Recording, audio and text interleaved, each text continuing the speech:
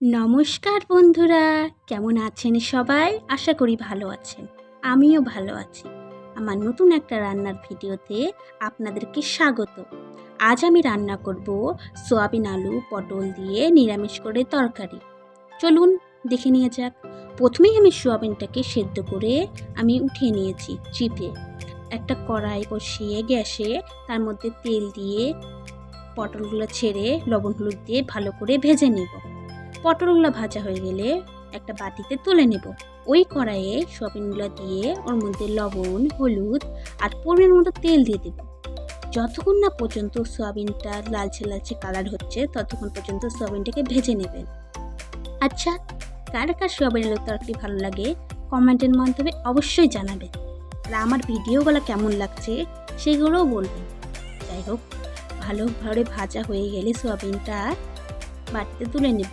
ওই কড়াইয়ে তেল দিয়ে একটা শুকনো লঙ্কা, কিছুটা পরিমাণে জিরা দিয়ে তার মধ্যে আদা কুচি, লঙ্কা কুচি আর আলুগুলো দিয়ে তার মধ্যে লবণ হলুদ দিয়ে আলুটাকে ভালো করে ভেজে নিতে হবে। যতক্ষণ না পর্যন্ত আলুটা লালচে লালচে কালার হচ্ছে ততক্ষণ পর্যন্ত আলুটাকে ভেজে নেব।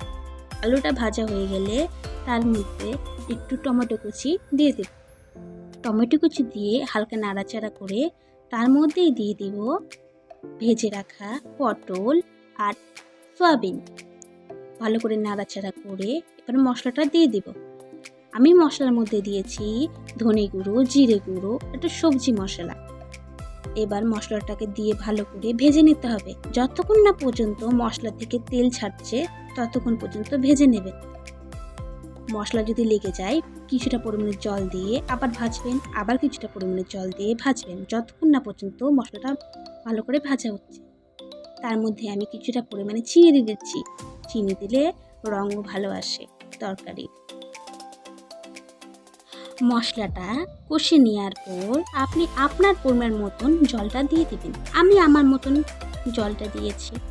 জল দিয়ে ভালো করে তরকারিটা ফুটিয়ে তার মধ্যে গরম মশলা দিয়ে নামিয়ে নিন। হয়ে গেল সয়াবিন আলু পটল দিয়ে নিরামিষ করে তরকারি।